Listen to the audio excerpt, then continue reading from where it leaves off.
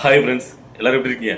தமிழ்நாட்டு அரசியல்ல டெய்லி நடக்கக்கூடிய அந்த கூத்துக்களை நம்ம பயங்கரமா பார்த்து ரசிச்சு அதை விமர்சிட்டு இருக்கோம். அந்த வகையில இப்ப சில பேர் படுற பாட்டெல்லாம் பார்க்கும்போது நம்மளுக்கு அவ்வளோக்குள்ள மனசுக்கு ஆனந்தமா இருக்கு, ரொம்ப சந்தோஷமா இருக்கு. என்ன பேச்செல்லாம் பேசினாங்க, ஒரு சீட்டுக்கு ரெண்டு சீட்டுக்கு முட்டு கொடுக்கறதுக்கு விஜயெல்லாம் எல்லாமே கீழ்த்தரமா, அதாவது கூத்தாளெல்லாம் முதலமைச்சர் ஆகலாமா, சிகிச்சை ஆரம்பிக்கலாமா, ஆணைய புனாக்கினாங்க. இப்போ அவங்களோட நிலைமையெல்லாம் பார்த்தீங்கன்னா கேவலம், பிச்சை எடுக்காத குறையா, அதுவும் இப்போ விரட்டுற அளவுக்குலாம் போய் நிக்குது. ஸோ அதனால இன்னைக்கு அதை வச்சு நம்ம வச்சு செய்யணும் அப்படிதான் இந்த வீடியோ காணொலி. அதாவது நம்ம நாட்டில் ஒரு பழமொழி உண்டு, அரசன் அஞ்சு கொள்வான், தெய்வம் நெஞ்சு கொள்ளும் அப்படின்ட்டு. இப்பெல்லாம் உடனடியாக கிடைச்சிருது, அது இவ்வளோ சீக்கிரமா கிடைக்கும் நான் எதிர்பார்க்கவே இல்லை. சரி, அந்த மாதிரி சில பேர் இருக்காங்கல்ல, அதில் முக்கியமான ஒருத்தர் யாருன்னு கேட்டிங்கன்னா, முதல்ல நம்ம விமர்சிக்க போகிறது விடுதலை சிறுத்தை கட்சியோட திருமாவளவன் அவர்கள். ஏன் இவரை முதல்ல நம்ம விமர்சிக்க கேட்டிங்கன்னா, இவங்க தான் பார்த்தீங்கன்னா அந்த திமுக விஜய் அவர்கள் எப்பெல்லாம் விமர்சிக்கிறாரோ அப்பெல்லாம் திமுக சைட்லேருந்து வர்றதுக்கு முன்னாடியும் ஆளாக பார்த்தீங்கன்னா முரட்டு முட்டா திமுக சார்பாக விஜய் விமர்சிட்டு இருப்பாரு. ரொம்ப பார்த்தீங்கன்னா விஜயெல்லாம் ஒரு பால்வாடி, இவருக்கு என்ன தெரியாது பற்றி அப்படி இப்படின்னு நிறைய விமர்சிருக்காரு. அதே மாதிரி இந்த கரூர் சம்பவத்தில் கூட விஜயாவில் கைது பண்ணியிருக்கணும், ஏன் கைது பண்ணாமல் விட்டாங்கன்னு எனக்கு வருத்தமாக இருக்குது அப்படிலாம் பதிவு போட்டார். ஆனால் என்ன ஒரு கதைன்னு கேட்டிங்கன்னா, விஜய் அவர்களுக்கு திருமாவளவர்களை எப்படியாவது நம்ம கட்சிகளை இணைச்சிடணுங்கிற ஒரு ஆசை இருந்திருக்கு, அது ஸ்டார்டிங்ல இருந்து. ஏன்னு கேட்டீங்கன்னா, இந்த அம்பேத்கருடைய புத்தக வெளியீட்டு விழாவில் கூட சொல்லியிருப்பாரு, அதை மனசை வச்சு தான், அதாவது அவருடைய மனசு திருமாவளவனுடைய மனசு இங்கே தான் இருக்கு அப்படின்னு சொல்லிட்டு.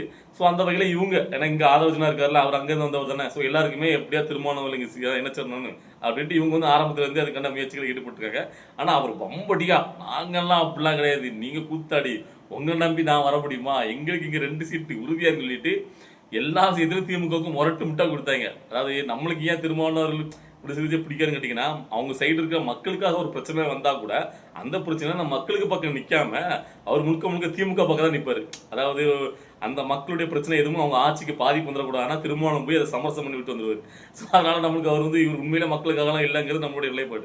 அதனால நம்ம அவரை விமர்சிப்போம். ஸோ அந்த வகையில் அவ்வளோக்குள்ள விசுவாசமாக திமுகவுக்கு முரட்டு முட்டு கொடுத்த திருமாவளவனுடைய நிலைமை இப்போ கேட்டிங்கன்னா, ஐய கேவலப்பட்ட பாடா இருக்கு, பிச்சை எடுக்காத குறையாதான். இப்ப அவர் போட்டிருக்க வீடியோலாம் ரீசெண்டா நீங்க எல்லாம் பார்த்திருப்பீங்க. அவர் கண்ணீர் வராத குறையா தன் தொண்டர்கிட்ட அவரு விற்கவும் முடியாம துப்பவும் முடியாம ஒரு நிலைமை உண்டுல, அந்த நிலைமையில தான் அவர் இருக்காரு. என்ன கேட்டீங்கன்னா, அவ்வளவுக்குள்ள வீராசனம் பேசி திமுக கூட தான் இருக்குன்னு சொல்லி முடிவு பண்ணி பேசிட்டாரு. அங்க நேற்று வந்த தேமுதிகவுக்கு அதிகமான சீட்டு கொடுத்துட்டு விடுதலை சிதையில மதிக்கவே இல்லை. அந்த 6 சீட்ல நிற்காங்க. இப்போ தான் 2 சீட்டு கூட 8 சீட்டு வருதுன்னு நினைக்கிறேன். இவர் இவ்வளோக்குள்ள கண்கலங்கி தன் தொண்டர்களுக்கெல்லாம் பதிவு பண்ணதுக்கு அப்புறம். ஸோ அப்போ இதுல இருந்து என்ன தெரியுதுன்னு கேட்டீங்கன்னா, இவரை பத்தி திமுகவுக்கு நல்லாவே தெரிஞ்சிருக்கு. இவர் மிஞ்சி போனா இவரை எங்கேயும் போக முடியாது, இவர் நம்மளுக்கு அடியில தான் இருப்பாரு, காலடியில தான் கிடப்பாரு அப்படின்ட்டு திமுக உறுதியா நம்புது. அதனாலதான் அவங்களுக்கு பெருசா மதிக்கவே மாட்டேங்குது. தேமுதிக மதிக்கிறது ஏன் கேட்டீங்கன்னா, இப்ப இங்க சரியில்லைன்னா தேமுதிக, ஏன்னா அவங்க ஒரு கொள்கை எதுவுமே அவங்களுக்கு கிடையாது, நேராக போயிட்டு அதிமுக என்டிஏ கூட்டு இல்லை பாஜக கூட்டில் போய் சேர்ந்துடும். ஆனா இவர் அப்படி கிடையாது. இவர் பார்த்தீங்கன்னா நான் பாஜக கூட சேர மாட்டேன்னு சொல்லி உறுதியாக பார்த்தீங்கன்னா ஒரு அறிவிப்பை வெளியிட்டு இருக்காரு. அதனால இவங்க மிஞ்சி போனா வேற எங்க போக முடியும், இவங்க எப்படினாலும் நம்மகிட்ட தான் கிடந்தாகணும் அப்படிங்கிற மிதப்புல திமுக வில் புட்டா உனக்கு கொடுக்கறத கொடுப்பேன், நீ வாங்கிட்டு இருக்குன்னா போ அப்படிங்கிற நிலைமையில இருக்காங்க. அதனாலதான் திருமாவளவனுடைய நிலைமை இவ்வளவுக்குள்ள படு மோசமா போயிட்டு இருக்கு. ஸோ இதை பார்க்கும் போது தான் நம்மளுக்கும் சந்தோஷமா இருக்கு. அதாவது விஜய் அவர்கள் ஆரம்பத்தில், அதாவது நீங்க வாங்கன்னு கூப்பிடும்போது ஆட்சியிலும் அதிகாரத்திலும் பங்குதாரனை கூடும்போது ஆட்சியிலும் அதிகாரத்திலும் பங்குதாரன் சொல்றதெல்லாம் இவரு சொல்லக்கூடாது. அதாவது அதிமுக சொல்லலாம், திமுக சொல்லலாம், இவரு இப்படி சொல்லலாம். அவங்கலாம் பார்த்தீங்கன்னா அந்த அளவுக்கு பெரும்பான்மை படைச்சவங்க, ஆட்சி இருந்தவங்க. இவர் இப்பதான் புதுசா கட்சி ஆரம்பிச்சு சொல்றது பார்த்தீங்கன்னா ஏத்துக்கிற மாதிரி இல்லை. ஏதோ பார்த்தீங்கன்னா அந்த வியாபார சம்பந்தமா நகைக்கடையில் கூவி விற்கிற மாதிரி, அந்த மாதிரி பார்த்தீங்கன்னா ரொம்ப நக்கலா விமர்சனம் பண்ணியிருந்தார். இன்னைக்கு அவர் நிலைமையை பார்த்தா நம்மளுக்கு கேவலமா இருக்கு. சரியா, இப்ப இவர் மட்டும் கிடையாது, இல்ல இவர் நிலைமையாது இப்படின்னா இதுக்கு அடுத்தாப்புல ஒருத்தர் இருக்குது. யாருன்னு கேட்டீங்கன்னா, தமிழக வாழ்வுரிமை கட்சியுடைய தலைவர் வேல்முருகன். அவர் பாத்தீங்கன்னா தமிழ் தேசியம், தமிழர் பண்பாடு, கலாச்சாரம் இதெல்லாம் பார்த்தீங்கன்னா பயங்கரமா பேசக்கூடியவர்.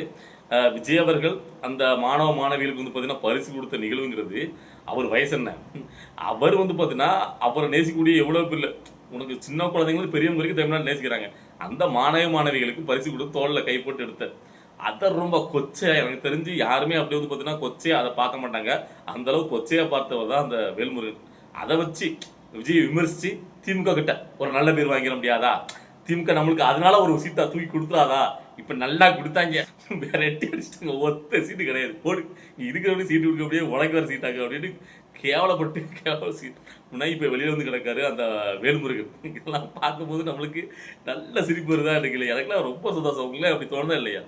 அதாவது கொஞ்சமாவது ஒரு சுயமரியாதை ஒன்றும் கிடையாது, ஒன்றும் கிடையாது. திமுகட்டா ஒரு ஏதாவது முரட்டு முட்டை அடிச்சு செம்படிச்சு அங்கே ஒட்டிட்டு கிடக்கணும் தான் இவங்களோட நிலைப்பாடலாம்.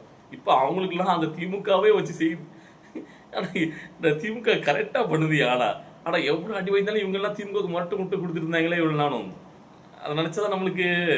ஆனால் திமுகவுடைய இதில் இவங்களுக்கு என்ன ஒரு மதிப்பு இருந்திருக்கு இவங்களுக்குலாம் அப்படிங்கிறத திமுக நிறுவனம் பண்ணிட்டு.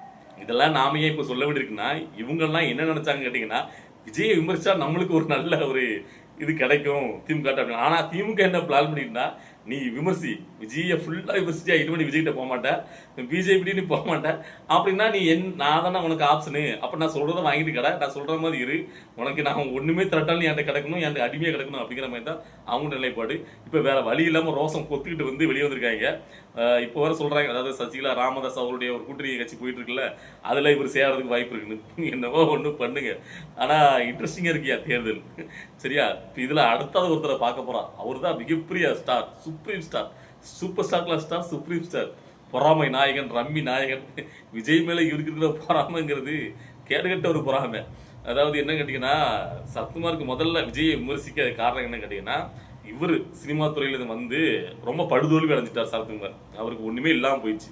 அதாவது எம்ஜிஆருக்கு அப்புறம் சிவாஜியே அப்படி தான் என்னாரு. ஸோ அதே மாதிரி இவருக்கு ஆனதுக்கப்புறம் விஜய் அவருடைய அந்த என்ட்ரி அரசியலுங்கிறது மிக ஒரு பயங்கரமாக இருக்குது. மக்கள் செல்வாக்குங்கிறது வேற லெவலில் இளைஞர்களுடைய ஆர்ப்பரிப்பு கூட்டம் இதெல்லாம் பார்க்கும்போது இவரால் வந்து பார்த்தீங்கன்னா அதை வந்து ஜீரணிக்க முடியல. எப்படி ரஜினிகாந்துக்கு ஒரு பக்கம் ஜீரணிக்க முடியலையோ, அதே மாதிரி சினிமா துறையிலிருந்து அரசியலுக்கு வந்து தோத்து போன எல்லாருக்குமே விஜய் ஜீரணிக்க முடியல. அதான் உண்மையான காரணம். அதனால ஆரம்பத்திலே சொன்னார்னா, இவர் என்ன அரசியல் தலைவர், அதாவது உங்களுக்கு நல்லா தெரியும், படம் நடிச்சிட்டு இருக்கும்போது அவர் தான் சூப்பர் ஸ்டார் அப்படி சொன்னார். அது கூட நான் யாருமே சொல்லிட்டேன், அது ரஜினி மேல சரத்குமாருக்கு இருந்த பொறாமை, புரியுதா? அதில் வந்து அந்த பொறாமையை தீர்த்துக்கிறது விஜயை பயன்படுத்திக்கிட்டாரு. இப்போ விஜய் அரசியல் வந்ததுக்கு அப்புறம் அவருக்கு என்ன அரசியல் தெரியுது, அவர் என்ன ஒரு தலைவர், அவருக்கு அது தெரியுதா இது தெரியுதான்னு பயங்கரமா அவருக்கு ஒண்ணுமே தெரியாது. அவர்லாம் வந்து பார்த்தீங்கன்னா ஒரு இடத்துல கூட ஜெயிக்க மாட்டார், டெபாசிட் கூட வாங்க மாட்டார் அப்படின்னு பயங்கரமா போச்சு. ஏன்னு கேட்டீங்கன்னா, அவர் வந்து எடுத்துக்கிற ஸ்டாண்ட் கொள்கை எதிரி பாஜக சொன்னார்ல, அப்போ பாஜக கேட்டா இவங்க வந்து பார்த்தீங்கன்னா அப்பதான் அண்ணாமலை கிட்ட கொஞ்சம் க்ளோஸ் ஆகி எப்படியா நம்மளுக்கு கொஞ்சம் கொடுப்பாங்க, எம்எல்ஏ சீட்டில் எம்பி சீட்டு எதுக்காக ஒன்றுக்கு அடி போடுறதுக்கு இவர் ரெடி ஆகிட்ட தருணத்தில் எப்படி திருமாவளவர்களும் இந்த வால்முறை கட்சி வேல்முருகன் இவங்கெல்லாம் பார்த்தீங்கன்னா விஜய் அடிச்சு அங்கே திமுக ஸ்கோர் பண்ணலாம், ஒரு சீட்டு எக்ஸ்ட்ரா வாங்கிட முடியாது பயங்கரமா முட்டி போட்டு முரட்டு போட்டாங்களோ, அதே மாதிரி தான் சரத்குமாரும் பிஜேபி கிட்ட ஏதாவது கிடைக்கும் அப்படின்ட்டு விஜயை போட்டு பிழைக்க ஆரம்பிச்சது. எங்க கேள்வி கேட்டாலும் விஜய் தரமட்டமா இழிவா பேசுறது, அவருக்கு என்ன தெரியும், அவர் ஒரு ஆளா அப்படி இப்படின்னு. ஸோ இப்போ அவர் நிலைப்பாடு என்னன்னு கேட்டீங்கன்னா, வேல்முருகனெல்லாம் கேவலமா போயிட்டு இருக்காங்க நிலைமை. வேல்முருகனுக்கு ஒன்றும் தரமானு சொல்லிட்டாங்க. அங்க ஒரு பொறுப்புல கூட இவர் வந்து பார்த்தீங்கன்னா அங்க இருந்து எதுவுமே கிடைக்கணும் இவர் தெரியும். அதனால முந்திக்கிட்டு நான் தேர்தலில் நிக்கல, என் மனைவி நிக்க மாட்டான்னு சொன்னாரு. ஏன்னு கேட்டீங்கன்னா, இவர் இன்னும் ஜெயிக்க மாட்டாரு, அது எல்லாருக்குமே தெரியும். இவரோட இதான் தெரியுமே லட்சணம். அதனால அவங்களும் பெருசாக கண்டுக்கல. ஆனா இவருக்கு என்ன கேட்டீங்கன்னா, இந்த கூட்டணி கட்சியில் இப்போ ஒரு கட்சின்னு வச்சுக்கிட்டு நீங்க வந்து ஒரு கட்சியில கூட்டணி அடைஞ்சாதான் கூட்டணி தலைவருங்கிற ஒரு மரியாதை கொடுப்பாங்க, ஒரு சீட்டாவது ஓரமா போடுவாங்க. இவர் தான் நடுராத்திரி 12 மணிக்கு கட்சியை கழிச்சிட்டு போய் சேர்ந்தவராச்சே.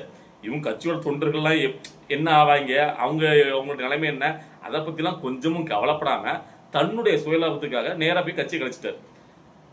இப்போ அவங்க ஒரு எதுலையுமே அங்கீகாரம் கொடுக்கறது கிடையாது. இவங்க ஒரு அவங்களுடைய பிளெக்ஸ் பிஜேபி சம்பந்தமான எதுலையுமே இவருடைய போட்டோ கூட இருக்காது, இவருக்கு ஒரு சீட்டை கூட ஒதுக்க மாட்டாங்க. ஸோ இவருக்கு பயங்கர கேவலம் போயிட்டு, என்னடா இது நேற்று வந்து எல்லாருமே இப்படி இருக்காங்க, நம்மள ஒரு ஓரமாக கூட மதிக்க மாட்டேங்காங்கன்னு சொல்லிட்டு ஆதங்கத்தில் நேற்று நைட்டு 12 மணிக்கு யோசிப்பா நிற்கிற ஒரு கூட்டத்தை கூட்டியிருக்காரு.